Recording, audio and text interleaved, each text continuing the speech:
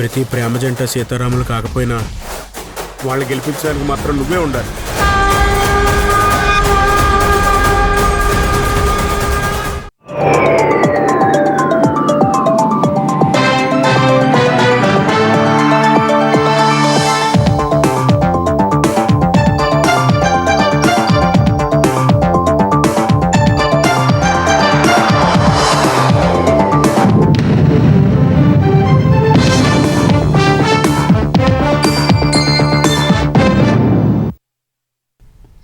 నమస్కారం. ఈటీవీ ప్రేక్షకులకు సంక్రాంతి పండుగ శుభాకాంక్షలతో ఈటీవీ న్యూస్ కి స్వాగతం. ముందుగా ముఖ్యాంశాలు. ఏ క్షణమైన ఇరాన్ పై అమెరికా సైనిక చర్య. అగ్రరాజ్యాన్ని ఎదుర్కొనేందుకు సిద్ధమైన టెహ్రాన్. దాడుల తీవ్రతపై స్పష్టత లేదన్న ఐరోపా. తెలుగు రాష్ట్రాల్లో అంబరాన్నంటిన సంక్రాంతి సంబరాలు. ముగ్గులు గొబ్బిళ్లతో ముస్తాబైన ముంగెళ్లు. ఉత్తరాయణానికి స్వాగతం పలికిన ప్రజలు.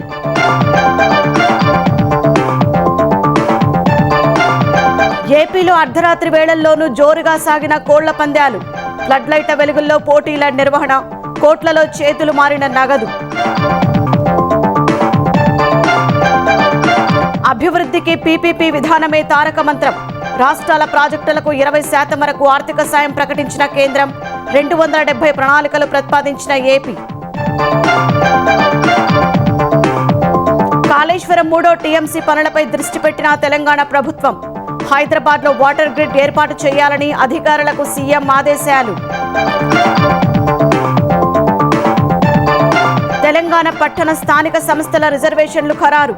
బీసీలకు 3 కార్పొరేషన్లు, 38 మున్సిపాలిటీలు కేటాయింపు. వలసదారులపై మరో కఠిన నిర్ణయం తీసుకున్న అమెరికా. 75 దేశాలకు వీసా ప్రాసెసింగ్ రద్దు. జాబితాలో రష్యా, పాకిస్తాన్, బంగ్లాదేశ్, నేపాల్.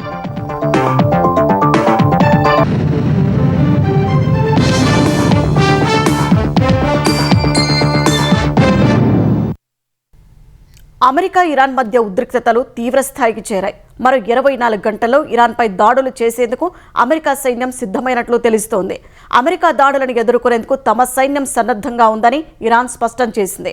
ఖతార్ సహా మధ్యప్రాచ్యంలోని అమెరికా మిత్రదేశాలపై ఇరాన్ క్షిపణులతో విరుచుకుపడే అవకాశం కనిపిస్తోంది. అటు ఇరాన్ విదేశాంగ మంత్రి అబ్బాస్ అరాగ్చి భారత విదేశాంగ మంత్రి జయశంకర్కు ఫోన్ చేసి ప్రస్తుత పరిస్థితిని వివరించారు. 2 వారాలుగా హింసాత్మక నిరసనలతో అట్టుడుకుతున్న ఇరాన్పై అమెరికా దాడులకు దిగడం దాదాపు అనివార్యంగా కనిపిస్తోంది. ఆ దేశంపై వచ్చే 24 గంటల్లోనే సైనిక చర్యకు ఉపక్రమించాలని అమెరికా అధ్యక్షుడు ట్రంప్ నిర్ణయించినట్లు తెలుస్తోందని అంతర్జాతీయ వార్తా సంస్థలు వెల్లడించాయి. దాడుల తీవ్రత ఎంతవరకు ఉండొచ్చనే దానిపై మాత్రం స్పష్టత రావటం లేదని ఐరోపా నిఘా వర్గాలు తెలిపాయని వెల్లడించాయి. ఈ నేపథ్యంలో ఇరాన్కు దగ్గరలో ఖతార్లో ఉన్న తమ కీలక అల్ ఉదైద్ వైమానిక స్థావరంతో పాటు పశ్చిమాసియా వ్యాప్తంగా పలు సైనిక స్థావరాల నుంచి సిబ్బందిని అమెరికా ఇప్పటికే ఖాళీ చేయిస్తోంది. అమెరికా దాని ప్రాంతీయ మిత్రపక్షాలు అల్ ఉదైద్ వైమానిక స్థావరంలో తాజాగా గగనతల రక్షణ కార్యకలాపాల సెల్ను ప్రారంభించాయి. ఉద్రిక్తతల నేపథ్యంలో ఖతార్లోని ఓ మిలిటరీ స్థావరం నుంచి బ్రిటన్ తమ సిబ్బందిని ఉపసంహరించుకుంటోంది. అటు అమెరికా దాడుల్ని ఎదుర్కొనడానికి ఇరాన్ సైన్యం పూర్తిగా సమాయత్తమైంది. భారీ ఎత్తున క్షిపణి పరీక్షలు చేపడుతోంది. మరోవైపు ఇరాన్లో ఆందోళనల సందర్భంగా మృతి చెందిన వారి సంఖ్య 2571కి పెరిగింది.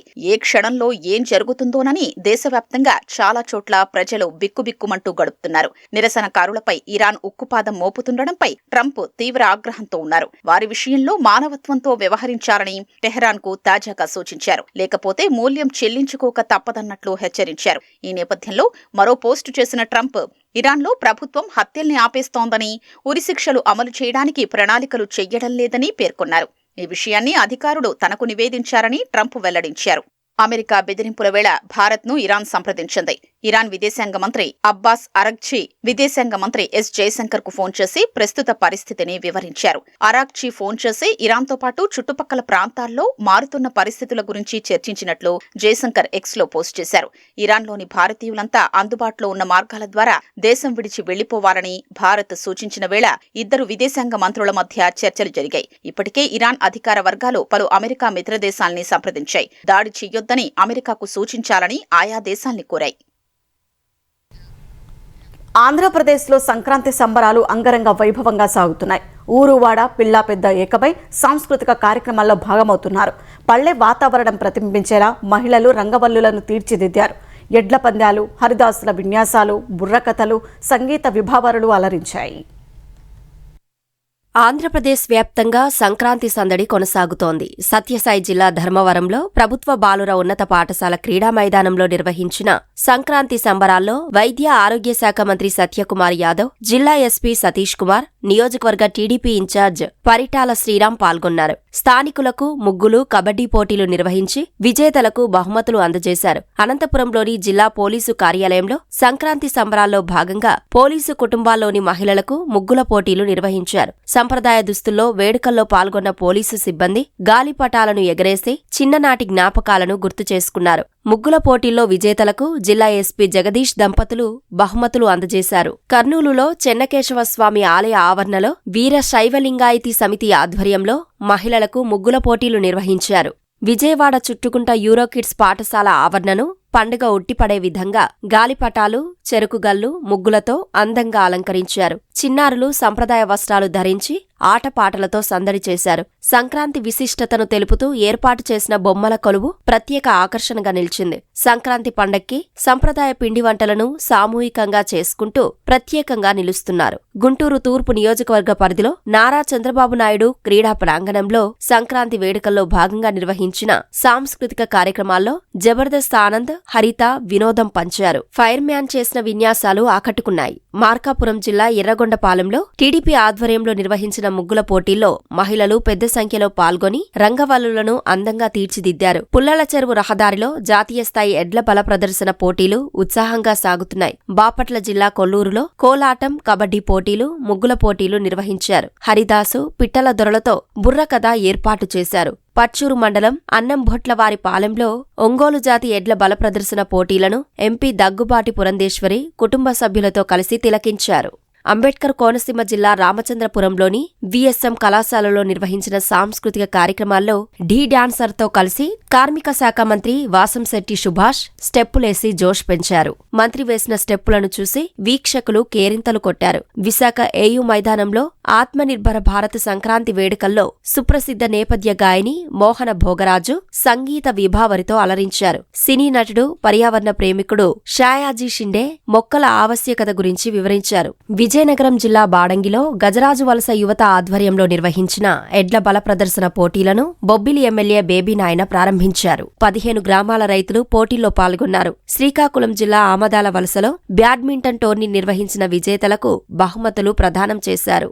శ్రీశైల పుణ్యక్షేత్రంలో సంక్రాంతి బ్రహ్మోత్సవాలు 3వ రోజు ఘనంగా సాగాయి. స్వామి అమ్మవార్లకు కైలాస వాహన సేవ నిర్వహించారు. గ్రామోత్సవంలో జానపద కళారూపాల ప్రదర్శన, కోలాటం ఆకట్టుకున్నాయి. ముఖ్యమంత్రి చంద్రబాబు రాష్ట్ర ప్రజలకు సంక్రాంతి శుభాకాంక్షలు తెలియజేశారు. సూర్యుడు మకర రాశిలోకి ప్రవేశించే పవిత్ర పర్వదినం మకర సంక్రాంతి అని చెప్పారు. విశిష్టమైన ఈ సంక్రాంతి పండుగ ప్రజల జీవితాల్లో సుఖ సంతోషాలు నింపాలని మనస్ఫూర్తిగా కోరుకుంటున్నట్లు తెలిపారు. పాడి పంటలతో పల్లెసీమలు మరింత కలకలలాడాలని, ఆధునికతను సంతరించుకున్నప్పటికీ మన సంప్రదాయాలను మరిచిపోకుండా పాటించాలని చంద్రబాబు కోరారు. సంక్రాంతి పండుగ వేళ రైతన్నలు ఆనందంగా ఉండాలని, కష్టజీవులు శ్రమకు తగిన ఫలితం పొందాలని, అందుకు అనువైన పథకాలతో ప్రభుత్వం మరింత బాధ్యతతో వ్యవహరిస్తుందని హామీ ఇస్తున్నారన్నారు. ముఖ్యమంత్రి చంద్రబాబు సంక్రాంతి వేళ స్వగ్రామం తిరుపతి జిల్లా నారవారిపల్లెలో నారా, నందమూరి కుటుంబాల ఆత్మీయ కలయికలో పాల్గొంటూనే మరోపక్క అభివృద్ధి మంత్రం పఠించారు. పర్యటనలో 2వ రోజైన బుధవారం కుటుంబ సభ్యులతో పండుగ వాతావరణంలో ఆనందంగా గడుపుతూనే అధికారులతో 3 గంటల పాటు సమీక్షించారు. వచ్చే ఏడాదిలో నారవారిపల్లె క్లస్టర్ను ఎలా అభివృద్ధి చేయాలన్న అంశంపై స్పష్టమైన విజన్ను అందించారు. ప్రధానంగా వర్క్ ఫ్రం హోం ఫెసిలిటీ సెంటర్పై చర్చించారు. సొంతూళ్లకు వచ్చి ఇంటి నుంచే పనిచేసుకునే సాఫ్ట్వేర్ ఇంజనీర్ల కోసం కార్పొరేట్ స్థాయి వసతులు కల్పించాలని సీఎం సూచించారు. బ్రాడ్బ్యాండ్, క్యాంటీన్ సదుపాయాలతో కూడిన కోవర్కింగ్ స్పేస్ ఏర్పాటు చేయాలని ఆదేశించారు. తిరుపతి పరిధిలో పర్యాటక రంగానికి ఊతమిచ్చేలా సీఎం అధికారులకు పలు సూచనలు చేశారు. స్థానిక మామిడి రైతుల ఎగుమతి నాణ్యతతో పంటలు పండించాలని, వారికి సర్టిఫికేషన్ ద్వారా మార్కెట్లో ₹10 అదనంగా దక్కేలా చూడాలన్నారు. తద్వారా ప్రతి ఇంటికి నెలకు 30,000 నుంచి 40,000 ఆదాయం సమకూరేలా ప్రణాళికను రచించాలని ఆదేశించారు. పుల్లయ్యగారిపల్లెలో సోలార్ విద్యుత్ ప్రాజెక్టు అమలు చేయాలని సీఎం సూచించారు. ఆంధ్రప్రదేశ్లో పలుచోట్ల జోరుగా పందెం కోళ్లు కాళ్లు దువ్వాయి. బరుల్లో నువ్వా నేనా అన్నట్టు హోరాహోరీగా తలపడ్డాయి. అర్ధరాత్రి వేళల్లోనూ ఫ్లడ్ లైట్ల వెలుగుల్లో పందాలు సాగాయి. వీటిని చూసేందుకు ఇతర రాష్ట్రాల నుంచి భారీగా జనం తరలివచ్చారు. ఎక్కడెక్కడి నుంచో పందెం రాయుళ్లు, జూదగాళ్లు విచ్చేశారు. కోట్లలో నగదు చేతులు మారింది. సంక్రాంతి సంబరాల్లో ప్రత్యేక ఆకర్షణగా నిలిచే కోడి పందాలు ఆంధ్రప్రదేశ్లో పలుచోట్ల ఉత్సాహంగా సాగాయి. సంప్రదాయ కోడి పందాలతో విజయవాడ పరిసర ప్రాంతాలు కోలాహలంగా మారాయి. ఈసారి నగర పరిసర ప్రాంతాల్లోనూ పెద్ద ఎత్తున బరులు ఏర్పాటు చేశారు. వందల ఎకరాల విస్తీర్ణంలో పెద్ద ఎత్తున ఫ్లడ్ లైట్లు ఏర్పాటు చేసి రాత్రివేళ సైతం పోటాపోటీగా కోళ్ల పందాలు నిర్వహించారు. కృష్ణా, ఎన్టీఆర్, గుంటూరు సహా పరిసర ప్రాంతాల్లోని ప్రజలు పెద్ద ఎత్తున తరలివచ్చి పోటీలను వీక్షించారు. తెలంగాణ వాసులు కుటుంబాలతో సహా తరలివచ్చారు. అతిథుల కోసం నిర్వాహకులు అన్ని రకాల ఏర్పాట్లు చేశారు. కొత్తూరు తాడేపల్లిలో మామిడి తోటలో ఏర్పాటు చేసిన బరిలో కోడి పందాలు నిర్వహించారు. ఉమ్మడి కృష్ణా జిల్లాలోని పెనమలూరు నియోజకవర్గం, ఉప్పులూరు, కేసరపల్లిలో కోడి పందాలను వీక్షించేందుకు ఏపీతో పాటు ఇతర రాష్ట్రాల నుంచి ప్రజలు తరలివచ్చారు. అవనిగడ్డ నియోజకవర్గంలో పలుచోట్ల కోడి పందాలు, పేకాట బరులు ఏర్పాటు చేశారు. బరుల వద్ద బెల్ట్ షాపుల ద్వారా పెద్ద ఎత్తున అనధికార మద్యం విక్రయాలు కొనసాగించారు. బరుల వద్ద లక్షల్లో నగదు చేతులు మారింది. పశ్చిమ గోదావరి జిల్లా వ్యాప్తంగా కోడి పందాలతో పాటు గుండాటలు యథావిధిగా సాగాయి. తణుకు నియోజకవర్గంలోని పలు గ్రామాల్లో ఉదయం 10 గంటలకు ప్రారంభమైన కోడి పందాలు, గుండాటలు రాత్రి సమయంలోనూ నిర్విరామంగా నిర్వహించారు. కడప జిల్లా లింగాల మండలం దొడ్లవాగు శివారులో ఏర్పాటు చేసిన కోడి పందాలను పులివెందుల నియోజకవర్గ టీడీపీ ఇన్ఛార్జ్ బీటెక్ రవి ప్రారంభించారు. గోదావరి జిల్లాల్లో మాదిరిగా సంప్రదాయబద్ధంగా కోడి పందాలను నిర్వహిస్తున్నట్లు బీటెక్ రవి తెలిపారు. దేశ రాజధాని ఢిల్లీ నడిబొడ్డున తెలుగువారి సాంప్రదాయ పండుగ సంక్రాంతి సంబరాలు అట్టహాసంగా సాగాయి. భోగి మంటలు, రంగవల్లులు, గొబ్బెమ్మలు, హరిదాసులతో ఏపీ భవన్ ప్రాంగణం సరికొత్త శోభను సంతరించుకుంది. ఢిల్లీలో తెలుగువారి కోసం ప్రభుత్వం 3 రోజుల పాటు సంక్రాంతి సంబరాలు నిర్వహిస్తోంది. దీనిలో భాగంగా భవన్ ప్రాంగణంలో పూర్తి సాంప్రదాయ పద్ధతులు, ఆచారాలతో తొలి రోజు సంక్రాంతి పండుగ సంబరాలు నిర్వహించారు. కూచిపూడి, భరతనాట్యం ప్రదర్శనలు, పలువురు కళాకారులు నిర్వహించిన సంగీత విభావరితో తెలుగువారి పండుగను జరుపుకున్నారు. తప్పెటగుళ్లు, గరగలు వంటి జానపద సాంప్రదాయ నృత్యాలు ఆకర్షణగా నిలిచాయి. ఈ సందర్భంగా నిర్వహించిన పలు పోటీల్లో గెలుపొందిన వారికి, సాంస్కృతిక కార్యక్రమాల్లో పాల్గొన్న కళాకారులకు AP Bhavan resident commissioner Praveen Kumar బహుమతులు అందజేశారు. ఇటీవల విడుదలైన సినిమాల ప్రదర్శనకు ప్రేక్షకులతో అంబేద్కర్ ఆడిటోరియం నిండిపోయింది. తెలంగాణలో సంక్రాంతి సంబరాలు ఘనంగా కొనసాగుతున్నాయి. వరంగల్ జిల్లా నర్సంపేటలో శాంతిసేన రైతు సేవా సంఘం ఆధ్వర్యంలో పాడి పశువుల అందాల పోటీలు నిర్వహించారు. ఈ పోటీలకు జోడెడ్లు, ఆవులు, గేదెలు, మేకపోతులు, గొర్రె పొట్టేళ్లు, కుక్కలు, పిల్లులు, కోళ్లను అందంగా ముస్తాబు చేసి తీసుకొచ్చారు. న్యాయ నిర్ణేతలు వాటికి బహుమతులను అందజేశారు. హైదరాబాద్ పరేడ్ గ్రౌండ్లోని ఇంటర్నేషనల్ కైట్ అండ్ స్వీట్ ఫెస్టివల్లో నగరవాసులు భారీగా పాల్గొంటున్నారు. 40 మంది అంతర్జాతీయ కైట్ ఫ్లయర్ విన్యాసాలతో ఆకట్టుకోగా 60 స్టాల్స్లో 1200 రకాల స్వీట్లు ప్రజలను నోరూరిస్తున్నాయి. కల్చరల్ యాక్టివిటీస్తో పరేడ్ గ్రౌండ్లో కోలాహలం నెలకొంది. హైటెక్ సిటీ శిల్పారామంలో గ్రామీణ వాతావరణం, సంస్కృతి సంప్రదాయాలు ఉట్టిపడేలా స్టాళ్లు ఏర్పాటు చేశారు. సొంతూళ్లకు వెళ్లలేని నగరవాసులు శిల్పారామానికి వచ్చి సంక్రాంతి వేడుకల్లో పాల్గొంటున్నారు. బంజారాహిల్స్లోని రాడిసన్ బ్లూ ప్లాజా హోటల్లో నిర్వహించిన లోహిరి వేడుకల్లో బ్రిటిష్ డిప్యూటీ హైకమిషనర్, యూకే దౌత్య కార్యాలయ ప్రతినిధులు, కార్పొరేట్ ప్రముఖులు పాల్గొన్నారు. పంజాబీ సాంప్రదాయ వస్త్రధారణ, వంటకాలు అతిథులను ఆకట్టుకున్నాయి. హైదరాబాద్ శివారు ప్రాంతం మోకిలా తండాలో మహిళలు పెట్టిన రంగవల్లులు ఆకట్టుకున్నాయి. 50 మంది మహిళలు గ్రూపులుగా ఏర్పడి ముగ్గులకు రంగులద్దారు. కాళేశ్వరం ఎత్తిపోతుల భాగంగా 3వ టీఎంసీ కోసం చేపట్టిన పనులను వినియోగించుకోవాలని తెలంగాణ ప్రభుత్వం నిర్ణయించింది. తుమ్మిడిహట్టి నుంచి సుందెళ్లకు ఎత్తిపోయడానికి డీపీఆర్ రూపకల్పనకు ఉత్తర్వులు జారీ చేసింది. హైదరాబాద్ నగరానికి పవర్ గ్రిడ్ మాదిరి వాటర్ గ్రిడ్ ఒకటి ఉంటే బాగుంటుందని నీటిపారుదల శాఖకు సీఎం నిర్దేశించినట్లు తెలిసింది. నెలాఖరులోగా వాటర్ గ్రిడ్కు సంబంధించి ప్రతిపాదనలతో రావాలని సీఎం ఆదేశించినట్లు సమాచారం. కాళేశ్వరం ఎత్తిపోతల్లో భాగంగా 3వ టీఎంసీ కోసం చేపట్టిన పనులను వినియోగించుకోవడంపై తెలంగాణ ప్రభుత్వం దృష్టి సారించింది. గోదావరి నుంచి మేడిగడ్డ ద్వారా మిడ్ మానేరు వరకు మొదట రోజుకు 2 టీఎంసీల నీటిని తరలించేలా గత ప్రభుత్వం నిర్మాణాలు చేసింది. తదుపరి మరో టీఎంసీ కూడా తరలించేలా పనులు చేపట్టింది. 3వ టీఎంసీకి దాదాపు 34,000 కోట్ల అంచనాలతో నిర్మాణాలు చేపట్టగా సుమారు 18,000 కోట్ల పనులు పూర్తయ్యాయి. ప్రాణహిత చేవేళ్ల ఎత్తిపోతల పథకంలో ఉమ్మడి ఆంధ్రప్రదేశ్లో కాంగ్రెస్ హయాంలో చేపట్టిన పనులను ప్రాజెక్టులను ప్రస్తుతం తిరిగి వినియోగంలోకి తేవాలని ఇప్పటికే నిర్ణయించిన సర్కార్ అందులో భాగంగా తుమ్మిడిహెట్టి నుంచి సుందీళ్లకు ఎత్తిపోయడానికి డిపిఆర్ రూపకల్పనకు ఉత్తర్వులు జారీ చేసింది. అయితే సుందీళ్లకు వచ్చే ఈ జలాలను ఎల్లంపల్లి, మధ్య మానేరు ద్వారా మల్లన్న సాగర్, కొండపోచమ్మ సాగర్లకు వేగంగా తరలించాలని ప్రభుత్వం ఆలోచన చేస్తోంది. ఈ క్రమంలో గతంలో చేపట్టిన 3వ టీఎంసీ పనులను వినియోగంలోకి తేవాలని ఆలోచన చేస్తోంది. ఇప్పటికే చేసిన ఖర్చు ఎంత, పూర్తి స్థాయిలో పనులు అందుబాటులోకి రావాలంటే ఇంకా ఎంత ఖర్చు పెట్టాలనే దానిపై పూర్తిస్థాయి ప్రతిపాదనలు సిద్ధం చేయాలని ముఖ్యమంత్రి రేవంత్ రెడ్డి తాజాగా నీటిపారుదల శాఖను ఆదేశించినట్లు తెలిసింది. హైదరాబాద్ నగరం విస్తరిస్తుండగా పారిశ్రామిక, తాగునీటి అవసరాలను దృష్టిలో పెట్టుకుని సర్కార్ భవిష్యత్తు ప్రణాళికలు రచిస్తోంది. ఇప్పటికే మల్లన్న సాగర్ నుంచి ఉస్మాన్ సాగర్, హిమాయత్ సాగర్లకు నీటిని తరలించేందుకు పనులు చేపడుతున్నారు. దీంతో పాటు హైదరాబాద్ నగరానికి సమీపంలో ఉన్న మల్లన్న సాగర్లో పెద్ద ఎత్తున నీటి నిల్వకు అవకాశం ఉండడంతో దాన్ని ఎందుకు వినియోగించుకోవద్దనే ఆలోచన చేస్తున్నట్లు తెలిసింది. తుమ్మిడిహెట్టి నుంచి సుందిళ్లకు, అక్కడి నుంచి మల్లన్న సాగర్కు నీటిని సరఫరా చేసి భవిష్యత్ అవసరాలకు నీటి నిల్వలు ఉండేలా ప్రణాళికలు రూపొందించుకోవాలని భావిస్తోంది. హైదరాబాద్ నగరానికి పవర్ గ్రిడ్ మాదిరి వాటర్ గ్రిడ్ ఒకటి ఉంటే బాగుంటుందని సీఎం సూచించినట్లు తెలిసింది. 3వ టీఎంసీ పనులు, మల్లన్న సాగర్, కొండపోచమ్మ సాగర్ జలాశయాల్లో నీటి నిల్వకు ఉన్న అవకాశాలు, హైదరాబాదుకు ఆ నీటి తరలింపు, వీటన్నింటిపై సమగ్ర ప్రణాళిక రూపొందించాలని ముఖ్యమంత్రి నీటిపారుదల శాఖను ఆదేశించినట్లు సమాచారం. ఈ నెలాఖరులోగా వాటర్ గ్రిడ్ కు సంబంధించి ప్రతిపాదనలతో రావాలని నీటిపారుదల శాఖ ముఖ్య కార్యదర్శి రాహుల్ బొజ్జాను సీఎం ఆదేశించినట్లు తెలుస్తోంది. ప్రపంచ స్థాయి మౌలిక వస్తుల కల్పనకు పీపీపీ విధానమే తారక మంత్రంగా భావించిన కేంద్ర ప్రభుత్వం రాష్ట్ర ప్రభుత్వాలు చేపట్టే ప్రాజెక్టులకు 20% వరకు వైబిలిటీ గ్యాప్ ఫండింగ్ ప్రకటించింది. దీనిపై వేగంగా స్పందించిన ఏపీ ప్రభుత్వం 1,15,000 కోట్ల విలువైన 270 ప్రాజెక్టుల్ని కేంద్రానికి ప్రతిపాదించింది. దీంతో 2026-27 నుంచి 2028-29 వరకు 3 ఏళ్ల కాలానికి ఆర్థిక శాఖ రూపొందించిన పీపీపీ ప్రాజెక్టుల పైప్లైన్లో 30% ప్రాజెక్టులతో ఏపీ తొలి స్థానంలో నిలిచింది. రెండో స్థానంలో నిలిచిన తమిళనాడు 70 ప్రాజెక్టులు మాత్రమే నమోదు చేసింది.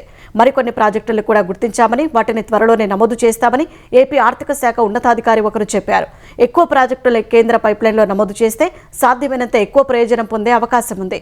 కేంద్ర ఆర్థిక శాఖ పీపీపీ పైప్లైన్లో మొత్తం 17 లక్షల కోట్ల విలువైన 852 ప్రాజెక్టులు నమోదు చేసింది. వాటిలో రాష్ట్రాలు, కేంద్రపాలిత ప్రాంతాల ప్రాజెక్టులు 620 కాగా అందులో ఏపీవే 270 ఉన్నాయి. పీపీపీ విధానంతోనే పేద ప్రజలకు వైద్యం మరింతగా చేరువవుతుందని స్పష్టం చేస్తూ కేంద్రం ఆంధ్రప్రదేశ్కు మరో లేఖ రాసింది. ప్రజలకు వైద్య ఆరోగ్య సేవల్ని మరింత విస్తృతంగా అందుబాటులోకి తెచ్చేందుకు పీపీపీ విధానాన్ని అవలంబించాలని కేంద్ర ఆరోగ్య శాఖ రాష్ట్రానికి సూచించింది. ఈ మేరకు పీపీపీపై సూచనలు చేస్తూ కేంద్ర వైద్య ఆరోగ్య శాఖ సంయుక్త కార్యదర్శి విజయ్ నెహ్రా, ఏపీ వైద్య ఆరోగ్య శాఖ కార్యదర్శి సౌరభ్ గౌర్కు సోమవారం 27 పేజీల లేఖ రాశారు. వైద్య విద్యను విస్తరించడానికి పీపీపీ అత్యంత అనుకూల సాధనమని కేంద్ర ఆరోగ్య శాఖ మంత్రి జేపీ నడ్డా ఇటీవలే లేఖ రాశారు. దానికి అనుబంధంగానే ఈ లేఖ రాస్తున్నట్లు నెహ్రా తన లేఖలో ప్రస్తావించారు. వైద్య సేవల డిమాండ్, వాటి లభ్యత మధ్య అంతరాన్ని పూరించేందుకు పీపీపీ విధానం ఉపయోగపడుతుందని పేర్కొన్నారు. క్యాన్సర్ స్క్రీనింగ్, వ్యాధి నిర్ధారణ కోసం డే కేర్ సెంటర్ల ఏర్పాటుకు పీపీపీ అనువైన విధానమని స్పష్టం చేశారు. ఎక్విప్, ఆపరేట్ అండ్ మెయింటైన్ పద్ధతిలో పీపీపీ విధానంలో న్యూక్లియర్ మెడిసిన్ సేవల లభ్యతను పెంచాలని కేంద్రం సూచించింది. ఈ విధానంలో ప్రైవేటు భాగస్వామికి చెల్లింపులపైన లేఖలో మార్గదర్శకాలు జారీ చేసింది. మున్సిపల్ ఎన్నికల కోసం తెలంగాణ ప్రభుత్వం రిజర్వేషన్ల కసరత్తు ప్రారంభించింది. అందులో భాగంగా ఎస్సీ, ఎస్టీ, బీసీ, మహిళా స్థానాల సంఖ్యను పురపాలక శాఖ ఖరారు చేసింది. ఈ మేరకు పురపాలక శాఖ కార్యదర్శి టీకే శ్రీదేవి ఉత్తర్వులు జారీ చేశారు. రాష్ట్రంలోని 121 మున్సిపాలిటీలు, 10 కార్పొరేషన్లకు సంబంధించిన ప్రజాప్రతినిధుల స్థానాల సంఖ్యను ఖరారు చేశారు.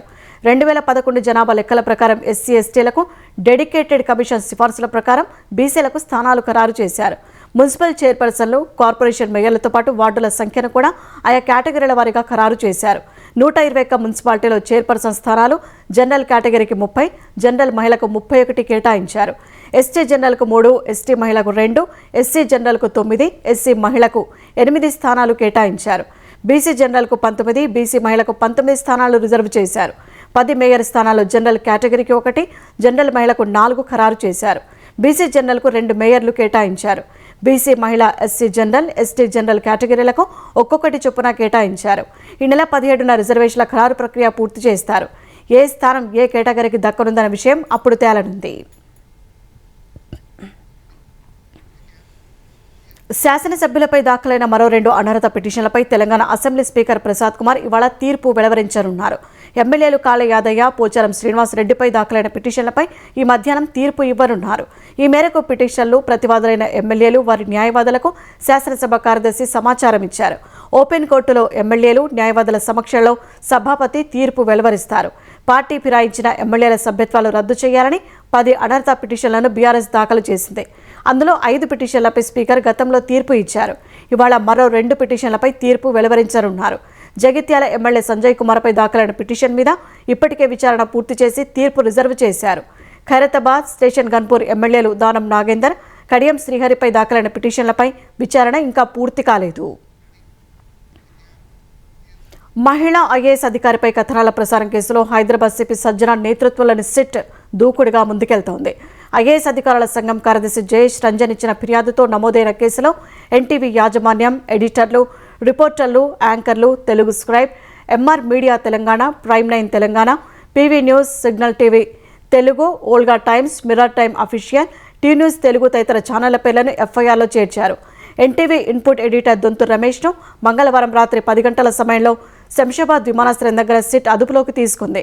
రిపోర్టర్లు సుధీర్, పరిపూర్ణాచారిని అదుపులోకి తీసుకుని బషీరాబాగ్లోని సీసీఎస్ కార్యాలయానికి తరలించింది. పరిపూర్ణాచారికి నోటీసులు ఇచ్చి వదిలేశారు. కేసులో అరెస్టైన రమేష్, సుధీర్లను న్యాయమూర్తి ముందు హాజరుపరచగా షరతులతో కూడిన బెయిల్ మంజూరైంది. ఎన్టీవీ కార్యాలయంలో బుధవారం సిట్ అధికారులు సోదాలు నిర్వహించడం కలకలం రేపింది. పోలీసుల తీరుకు వ్యతిరేకంగా ఛానల్ సిబ్బంది నిరసన తెలిపారు. ఎలాంటి సమాచారం ఇవ్వకుండా లోపలికి ఎలా వస్తారంటూ ప్రశ్నించారు. ఛానల్లో ప్రసారమైన కథనానికి సంబంధించి స్క్రిప్టు, ఇతర వివరాల ప్రతులు, ఒక సిపియును పోలీసులు స్వాధీనం చేసుకున్నారు. వలసదారుల విషయంలో కొన్నాళ్లుగా అత్యంత కఠినంగా వ్యవహరిస్తున్న అమెరికా సర్కార్ తాజాగా మరో కీలక నిర్ణయం తీసుకుంది. రష్యా, పాకిస్తాన్, బంగ్లాదేశ్, నేపాల్ సహా మొత్తం 75 దేశాల పౌరులకు తమ దేశ వీసా ప్రాసెసింగ్ను నిలిపివేయనున్నట్లు ప్రకటించింది.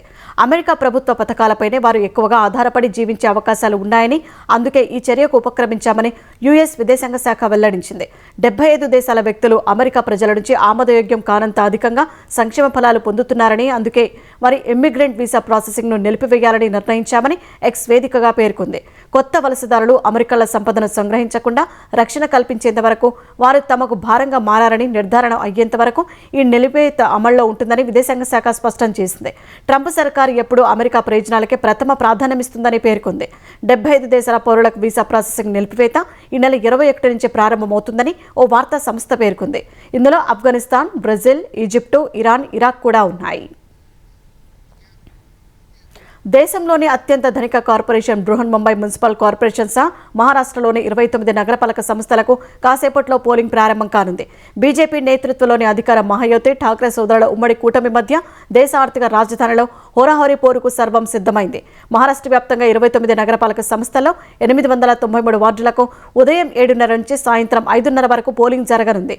అన్ని చోట్ల కలిపి మొత్తం 15,931 మంది అభ్యర్థుల బరిలో నిలవగా 3.48 కోట్ల మంది ఓటర్లు వారి భవితవ్యాన్ని ఈవీఎంలలో నిక్షిప్తం చేయనున్నారు. ముంబైలో 227 వార్డులో 1700 మంది అభ్యర్థులు బరిలో ఉన్నారు. అన్ని కార్పొరేషన్లలో 25,000 మంది పోలీసులను భద్రత కోసం మోహరించారు. రేపు ఓట్లు లెక్కించి ఫలితాలను ప్రకటించనున్నారు. న్యూజిలాండ్తో జరిగిన 2వ వన్డేలో భారత జట్టు ఓటమి పాలైంది. రాజ్కోట్ వేదికగా జరిగిన ఈ మ్యాచ్లో 7 వికెట్ల తేడాతో కివీస్ విజయం సాధించింది. దీంతో 3 వన్డేల సిరీస్ను కివీస్ 1-1తో సమం చేసింది. టాస్ ఓడి తొలుత బ్యాటింగ్కు దిగిన భారత్ నిర్ణీత 50 ఓవర్లలో 7 వికెట్ల నష్టానికి 284 పరుగులు చేసింది. కేఎల్ రాహుల్ సెంచరీతో అదరగొట్టగా కెప్టెన్ శుభ్మన్ గిల్ అర్ధ సెంచరీతో రాణించాడు. రాహుల్ 112, గిల్ 56, రోహిత్ శర్మ 24, విరాట్ కోహ్లీ 23 పరుగులు చేశారు. న్యూజిలాండ్ బౌలర్లలో క్రిస్టియన్ క్లార్క్ 3 వికెట్లు పడగొట్టాడు. అనంతరం 3 వికెట్ల నష్టానికి 47.3 ఓవర్లలోనే న్యూజిలాండ్ లక్ష్యాన్ని ఛేదించింది. డారిల్ మిచెల్ శతకంతో మెరవగా విలియమ్ హాఫ్ సెంచరీతో రాణించాడు. మిచెల్ 131, విలియమ్ 87, గ్లెన్ ఫిలిప్స్ 32 పరుగులు చేశారు. భారత బౌలర్లలో హర్షిత్ రాణా, ప్రసిద్ధ్ కృష్ణ, కుల్దీప్ యాదవ్ ఒక్కో వికెట్ పడగొట్టారు. సిరీస్ నిర్ణయాత్మక 3వ వన్డే ఆదివారం ఇందౌర్లో జరగనుంది.